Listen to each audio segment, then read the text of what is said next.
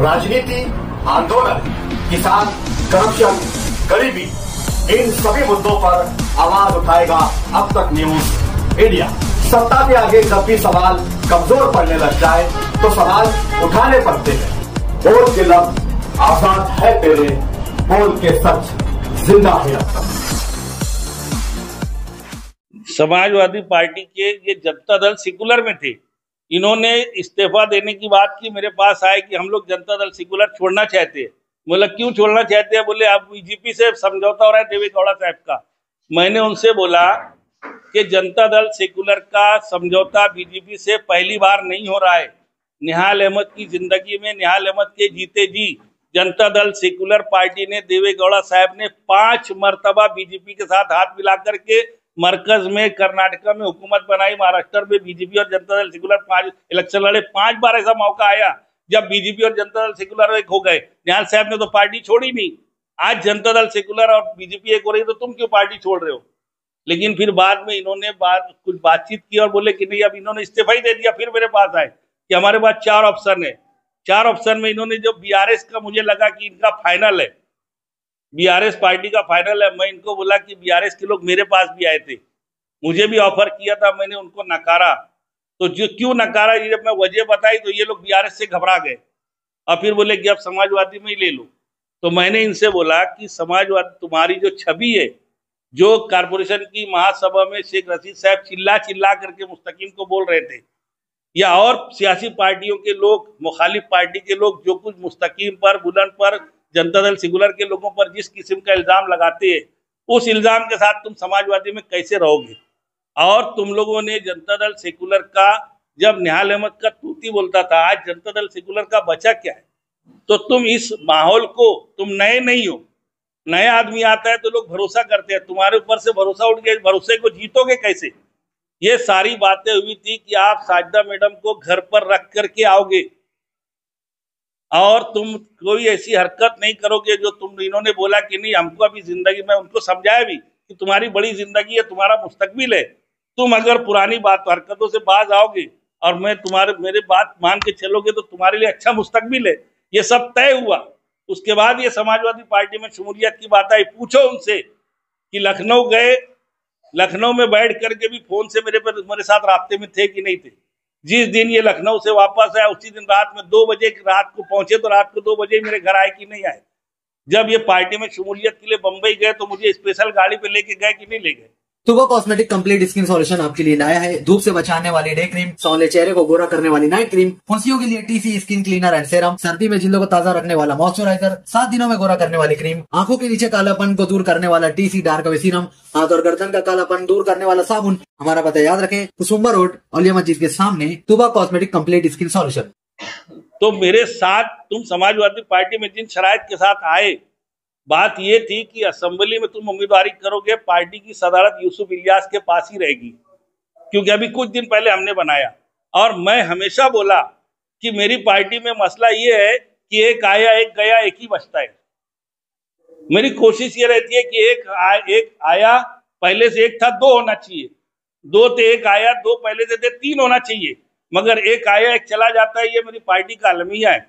तो अभी यूसुफ इलियास सदर है, वो रहेंगे, तुम आ रहे हो तो 1 और 1 2 हो जाना, 2 बड़ी ताकत रहेगी। मेरी तीसरे लोगों से ही बात है, 4 चौथे लोगों से ही बात है, मगर पता नहीं क्यों मेरे घर में बैठ करके 12 लोगों के बीच में मुस्तकीम ने बोला कि साजिदा मैडम तो बोलती है कि तू दुश्मन है का, जो तुझको सदर बनने नहीं दे रहा है।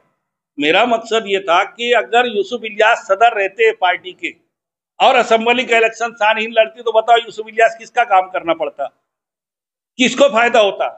मगर मैं यूसुफ इलियास को सदर रहने तो बोल रहा हूं, तो ये मुझसे, मेरे ही से सलाम दुआ बन, मुझको उसका हिमायती समझ लिए। फिर अखिलेश यादव की तारीख आ गई, अबू आसिम, अखिलेश यादव का बैनर लग गया, तारीख कैंसल, जलसा कैंसल, अबू आसिम आजमी का जलसा कैंसल हो रहा है। इनको लगा मेरा हाथ है, मेरे घर आके बैठ गए। तो डायमंड लॉन्स में जलसा हुआ, मैंने उस वक्त की वीडियो उठा करके देख लूं कि मैंने अबू आसिम आजमी को तकरीर खत्म होने के बाद बोला कि इसका टिकट का ऐलान करो। उस वक्त की वीडियो है। 2 मिनट में मेरी बात कंक्लूड कर रहा हूँ, मैं जानबूझ करके इसीलिए उस दिन, यार ये सारी बातें अब मैं चाहता था कि ये लोग अगर अपनी बात हरकतों से बाज आकर के एक नई क़यादत इस शहर को देंगे, मुस्तकीम और शान-ए-हिंद, तो मैं उनकी सपोर्ट पे था। मगर असेंबली इलेक्शन के बाद में इलेक्शन में इनकी हरकतों से ऐसा लगा कि ये तो खुद सरेंडर हो गए। जिन दो लीडरशिप से आवाम मुद्दन है, आवाम मुतमईन नहीं है, उनके खिलाफ एक तीसरी लीडरशिप अगर मैं उभारना चाहता हूं और उसके बाद तुम उन्हीं के जाके जूते सीधे करोगे तो फिर कैसे चलेगा। ऐसी हालत हो गई कि इनके पास आज टिकट कोई वार्ड नहीं बचा, कहीं पर कुछ नहीं है। लेकिन अब ऐसा हो गया कि अब इनको या तो पार्टी से निकालूं तो फिर मुझे पार्टी में किसी को लेना है, और अगर मैं इनको पार्टी में रहने दूं तो मैंने इनके सामने पहले बोला था, 29 अगस्त को मैंने यूट्यूब पर इंटरव्यू भी दिया, 27 अगस्त को अखबारात में भी खबर दिया कि इस्लाम पार्टी के उसूल और समाजवादी पार्टी के उसूल अलग है, एक साथ नहीं हो सकते। और उसी वक्त मैंने बोला था कि समाजवादी पार्टी के लोगों को ये काम करना चाहिए कि जो सेकुलर फोर्सेस है, महाविकास अघाड़ी के तर्ज पर या इंडिया अलायंस के तर्ज पर, इन्होंने कोशिश करना चाहिए सबको एक करने की।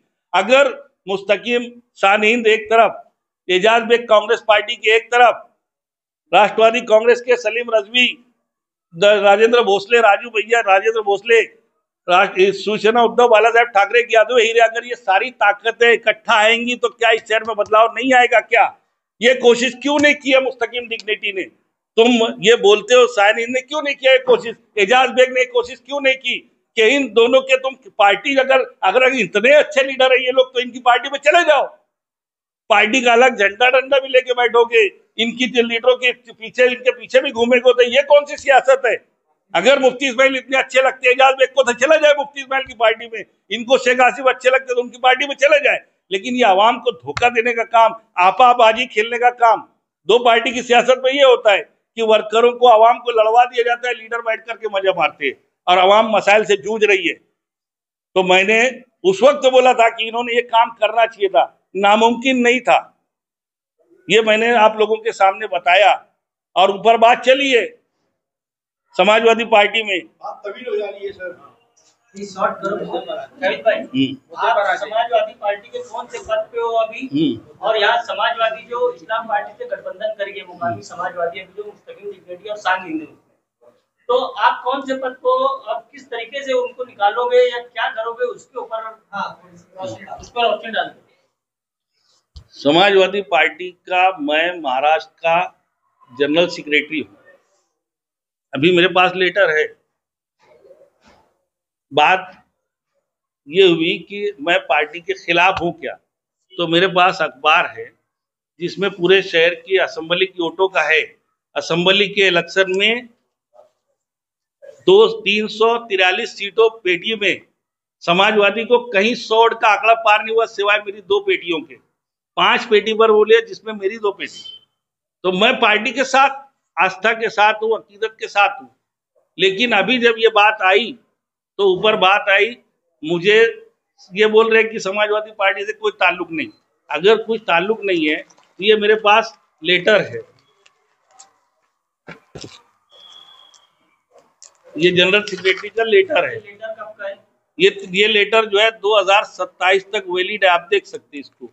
ये 2023 में मुझे उधर दिया गया, 30/6/2027 तक ये वैलिड है। आप स्टेट के जिम्मेदार होने के बावजूद सुनिए मेरी बात, ऐसा है कि इत्तिला ऐसा है, पार्टी जब होती है तो पूरे महाराष्ट्र की जब मीटिंग होती है, मैं महाराष्ट्र के जनरल सेक्रेटरी हूँ, सदर है, ये अपना इनको नोटिस दी गई, इनको बुलाया गया बम्बई, इनकी सिफारिश वहां पर शेख आसिफ एमएलए रह चुके, इनकी सिफारिश कर रहे कि नहीं ऐसा नहीं है, ठीक है ना, ऐसा नहीं। अगर आज मैं इनको बहुत बड़े बोले है ना कि 1 लाख वोट मिलने वाली है असेंबली में, 50,000 वोट मिलेंगे तो अपनी हार मान लूंगा।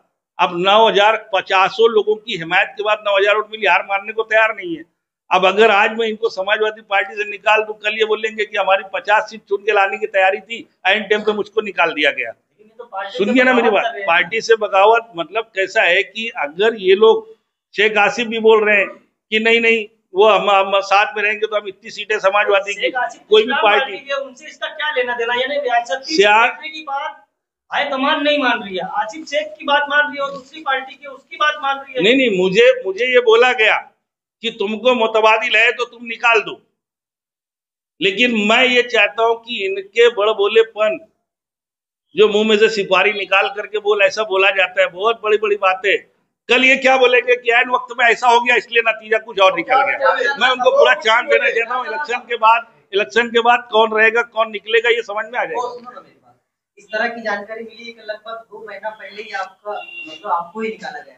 ये अभी का जो है ना, वहाँ का अभी की बॉडी का वहाँ का प्रिंट आउट है, ये अभी तक उसमें मेरा नाम है। कितनी तारीख तक के हैं? ये अभी का प्रिंट आउट है, हमारा ऑफिशियल प्रिंट आउट है ये। जावेद भाई, मंत्री से लेकर आमदार, माजी आमदार, महापौर, सदर बलिया, सब पे आपने तनकीद की, आपने अपनी पॉलिसी नहीं बताया अभी तक कि आप क्या करने वाले, शहर को क्या देंगे। सारी नाकामियां, सारी बुराइयां तो तुमने आया कर दी, ऊपर से लेकर नीचे तक, अपनी पॉलिसी नहीं बताया आपने। नहीं, मेरी पॉलिसी साफ है कि जो इस शहर को अच्छा काम देना चाहता है। आप क्या दोगे?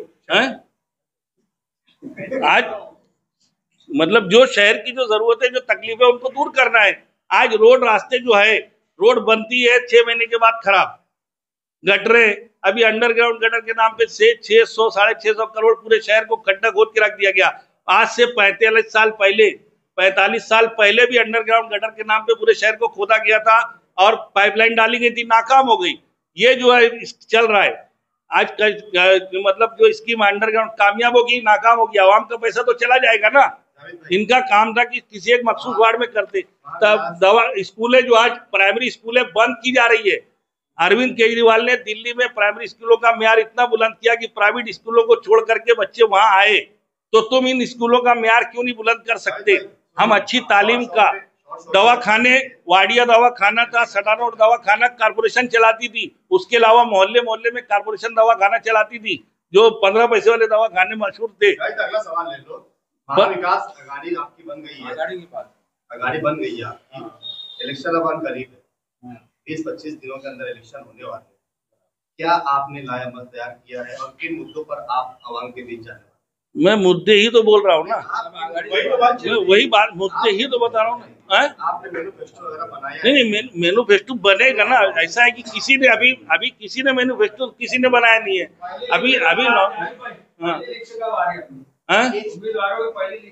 उम्मीदवारों की पहली लिस्ट अभी हमने उम्मीदवार खड़े करेंगे, महापौर का चेहरा, तुम्हारी जो कमेटी है उसका बड़ा चेहरा कौन है? मैं फिर बोला कि ये सब जितने पार्टी के लोग हैं, ये सब इसका बड़ा चेहरा है। महापौर का जैसे जो सवालात मुझसे भी बोला गया कि तुम जिस किस्म के सवालात हमसे कर रहे हो, ऐसे ही सवालात तुम सामने वालों से क्यों नहीं कर लेते? तुमने अभी तक के बहुत सारी प्रेस कॉन्फ्रेंस हुई, उन लोगों से भी पूछो ना कि महापौर का चेहरा कौन है। सीधी बात है। पूछा गया था, आपने शायद सुने नहीं होंगे उसको। तो महापौर ऐसा है कि जो लोग एक सवाल, आपने बहुत बड़ा काम किया, इतनी सारी पार्टियों को एक साथ एक प्लेटफॉर्म पे लेके आए। अब एक दो सवाल आप ये कर ले, उसके बाद शॉर्ट में जवाब दे देना। ये सारी पार्टियां एक साथ आ गई, कांग्रेस के जिम्मेदार यहाँ पर है या नहीं? एक किया समाजवादी के आप यहाँ पर है और समाजवादी का एक विंग आपके साथ नहीं है, तो इसका आप क्या जवाब देंगे? और ये सारी पार्टियां एक साथ हो गई तो क्या आपका सीटों का बंटवारा तय हो गया? आप कितनी सीटें खड़े करेंगे? और जिन्होंने पार्टी के मुखालिफ काम किया है क्या उन पे आप कार्रवाई करेंगे? एकदम शॉर्ट में जवाब। इसमें एक चीज बढ़ा लो, नहीं है इसमें, अभी पिछली कॉन्फ्रेंस में थे वो, अभी नहीं है। उसमें एक चीज ये बढ़ा लो, आप भी समाजवादी के हो और एक समाजवादी दूसरी लड़के, तो कौन सिंबल लेना समाजवादी पार्टी का, ये भी बता दो। पहले जो अपनी मीटिंग हुई ना सीट शेयरिंग 2 दिन पहले, उसकी रुदात बता दी। मैं बोल दूं थोड़ा सा, 2 दिन पहले उनको बोलने दो। हमने तमाम पार्टियां, अगर सलीम रजवी साहब राष्ट्रवादी कांग्रेस के सदर हैं तो इनकी पार्टी की कारकर्दगी देख करके इनको ये ओहदा दिया गया है। अगर जहूर भाई जमजम ये बहुजन समाज पार्टी के सदर है तो इनकी कारकर्दगी देख करके, इनका चेहरा देख करके, ये सब चेहरे, और हमने इनकी पार्टी की पॉलिसी के तहत, इनके सिंबल के तहत लड़ने की बात की है। सीट शेयरिंग की बात ऐसी है कि अभी हर पार्टी के लोग अपने अपने उम्मीदवारों की, कौन कितने उम्मीदवार लड़ाएगा। अभी 2 दिन पहले जो हमारी मीटिंग हुई उसमें उन लोगों ने अपनी तादाद दी है। उम्मीदवारों के नाम अभी उन लोगों ने मतलब आज देने की बात है। उम्मीदवारों के नाम आने के बाद हम उसमें मवाजना करेंगे, हमारी कमेटी तय करेगी। जहां पर एक ही उम्मीदवार है, जैसे जहां पर कोई टकराव नहीं है, एक पैनल में 4 चाहिए, अगर 4 नाम आए हैं तो वो 4 फाइनल रहेंगे। लेकिन अगर कोई वहां 5वां नाम है तो किसको कम करना और किसको तरजीह देना, ये हमारी कमेटी के लोग देख करके जायजा लेकर के तय करेंगे। 2-3 दिन के अंदर हम लोग पहली लिस्ट जारी कर देंगे और उसके बाद हम लोग आगे इलेक्शन लड़ेंगे। मैं आप लोगों को ये बोलना चाहता हूँ कि कांग्रेस पार्टी के लोग नहीं है, लेकिन शरद करनार साहब यहाँ मालेगांव के ऑब्जर्वर थे। इन्होंने ऊपर पार्टी को रिपोर्ट भेजी है। फैसला करने के अख्तियार जैसे महाराष्ट्र के सदर फैसला करेंगे। जो ए फॉर्म बी फॉर्म पर दस्तखत महाराष्ट्र के सदर की होगी। मेरी भी बातचीत वहां पर है कि ए फॉर्म बी फॉर्म पर दस्तखत कौन करेगा, मतलब मालेगांव में किसको देंगे, आप मुझे देंगे कि उनको देंगे, इसके बारे में उन्होंने बोला कि तुझे 2 दिन में हम लोग जवाब देते हैं। अभी बम्बई का जो मसला है, बम्बई की कारपोरेशन बहुत बड़ी है और अबू आसिम आजमी के लिए बम्बई की कारपोरेशन मेन है। तो उन्होंने मुझे बोला कि मुझे भी बम्बई का पहले कर लेने दे, मैं तेरा मालेगांव का करता हूँ। और उन्होंने जो कुछ बातें मैं बताया ना कि शेख आसिफ साहब सिफारिश में जा रहे हैं कि इतनी सीटें, आज ये नौबत आ गई है कि इनके पास उम्मीदवार नहीं है तो शेख आसिफ अपने ताप पास से उम्मीदवार दे रहे साइकिल निशानी पर लड़ाने के लिए। अब इतनी बड़ी पेशकश अगर वहां पर जा रही है तो मुझे भी उसके बारे में पार्टी क्या देखती है कि मेरे कितने चुन के आएंगे। पार्टी को मुनाफा वो दिखता है कि चुन के कितने आएंगे। तो मेरे पास जो उम्मीदवार है और जो उनके पास उम्मीदवार है, अब वहां से उम्मीदवार लाए जा रहे हैं। तो इन सब बातों को 2 दिन में वहां फैसला होगा। कांग्रेस पार्टी के ऑब्जर्वर ने रिपोर्ट दे दी है, कांग्रेस पार्टी का भी फैसला होगा और हम लोग सब लोग मिल करके जो उम्मीदवार, जितने भी हम लोगों के पास उम्मीदवार अवेलेबल रहेंगे वो हम लिस्ट देंगे। उसके अंदर से जो चुन करके आएंगे हम उसमें मेयर का चेहरा देंगे। अगर ऐसा टकराव हो गया कि आपकी जो दूसरी विंग है हाँ, उन्होंने जिस वार्ड में दिए और उस वार्ड में आप भी चाहते हैं कि आपका भी उम्मीदवार हो जाए, तो एक ही पार्टी के 2 उम्मीदवार एक ही वार्ड में हो जाएंगे, ऐसा भी हो सकता है? सिंबल जिसको मिलेगा वो पार्टी करेगा। और मैं तुमको क्या बोला कि मैं साफ बोला कि मेरा जो नजरिया पहला है, मैं किसी के मुखालफत में नहीं, उनका होता छीन कर मुझे कौन सी जीत मिलने वाली है। मैं ये चाहता हूं, मैं किसी का शेख आसिफ का भी मुखालिफ नहीं, मैं किसी का नहीं। मैं चाहता हूं कि शहर के अच्छाई के लिए बात हो, शहर के मफादात के लिए बात हो। तुमने देखा कल का शेख आसिफ का बयान, मुझे सलीम मलिक साहब ने बताया, मैं सुना नहीं हूँ पूरा, कि इलेक्शन ये जो है ये आवाम के बुनियादी मसाइल का, रोड गटर का, सड़क का, सेहत अम्मा का, साफ सफाई का, तालीम का मामला है कि ये बरवंगी और बांग्लादेश का मामला अक़वाम मुत्तहिदा में हम जा रहे हैं क्या? तो ये जो डाइवर्ट करने की बात कर रहे हो तुम, मैं बोला कि अभी जन्म दाखिले के मामले में बोलने बैठूंगा, जिस दिन बोलूंगा तो आधा घंटे की प्रेस कॉन्फ्रेंस हो रहेगी, तमाम सबूत के साथ बोलूंगा। तो ये सब बातें जो है ना, एक एक विषय पर, तुम गांव का इलेक्शन है, गांव पर तुमने क्या किया, राज किया। ये लीडर ये पोजीशन में थे, मेयर की कुर्सी पर शेख आसिफ के घराने के लोग बैठे हुए थे। अपोजिशन लीडर कौन था?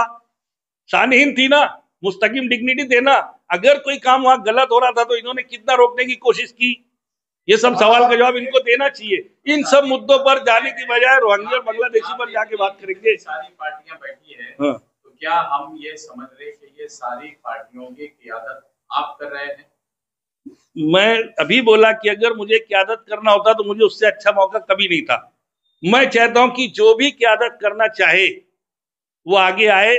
मैं इन लोगों की मदद कर रहा हूं और शहर की भलाई के लिए अगर ये लोग चल रहे हैं तो मैं इन सब के साथ मदद करने के लिए, और चूंकि इंडिया अलायंस में और महाविकास अघाड़ी में मेरी पार्टी के लीडर अखिलेश यादव, मेरी पार्टी के लीडर अबू आसिम आजमी सेकुलरिज्म के लिए, हिंदू मुस्लिम भाईचारे के लिए, इस देश की एकता के लिए, इस संविधान की रक्षा के लिए अगर एक है तो मैं उसके लिए इन सब लोगों के साथ खड़ा हूँ। आपकी तंजीम में इत्तेहाद पारा नजर आए, इत्तेहाद दिख नहीं रहा है। पीछे जो पहले थे प्रमुख वो है नहीं, उसकी वजह क्या है? ऐसा है कि अभी तुमने सवाल किया एसडीपीआई का, और 1 मिनट के अंदर एसडीपीआई के लोग यहाँ पर देखो वो मौजूद है। ऐसे प्रमुख चेहरे जो नहीं है। ऐसा है कि अभी मैं बोला कि अभी इलेक्शन लग चुका है। अभी हम लोगों ने जिम्मेदारी बांट दी है। प्रेस मीडिया में बैठेगा कौन, जवाबदारी कौन लेगा, फील्ड पर उम्मीदवारों को तैयार करने का काम कौन करेगा। और अगर बोलने का चांस तो दे दो।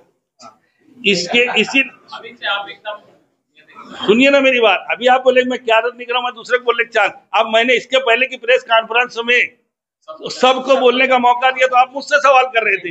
अभी मैं बोला तो आप बोलते इनको बोला ना आप घोड़े पे चलने दे रहे, ना पैदल चलने दे रहे आप लोग, ना घोड़े पे चलने दे रहे, ना पैदल चलने दे रहे।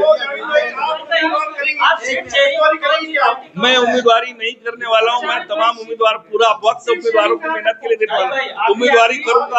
उम्मीदवारी करूंगा तो एक वार्ड में बढ़ जाऊंगा। एक मिनट, सीटों का मुतालबा हर पार्टी ने अपने अपने अंदाज से सीटों का मुतालबा हमारे सामने रख दिया है, लेकिन हमने उनको बोला है कि वार्ड नंबर और उम्मीदवार के नाम के साथ में वो आज रात तक देने वाले हैं। उसके बाद हम लोगों का जो भी रहेगा, हमारे में कोई इख्तिलाफ नहीं रहने वाला है। हम लोग बहुत बड़े लोग नहीं है, हमारे यहाँ पर लाखों वाले नहीं है, हमारे यहाँ पर उसूल पसंद लोग हैं, और जब उसूलों की बात आएगी तो आदमी कुर्बानी देता है, और हम कुर्बानी देने के लिए तैयार हैं। कितनी सीट आएंगी? ऐसा है कि अभी मैदान तो सजने दो, मैदान तो देखो। मैं क्या बोल रहा हूँ कि अभी मैंने बोला कि शहर को तो हिस्सों में बांट दिया गया है, हिस्सों में बांटा गया है। आज की सिचुएशन तो यही है कि नदी के उस पार किसकी आएगी, नदी के इस पार में पक्के इलाके में किसकी आएगी, कच्चे इलाके में किसकी आएगी। अब हम बदलाव के लिए निकले हैं, तो इसका आवाम कितना रिस्पांस देती है उसके ऊपर है ना। अच्छा ये क्या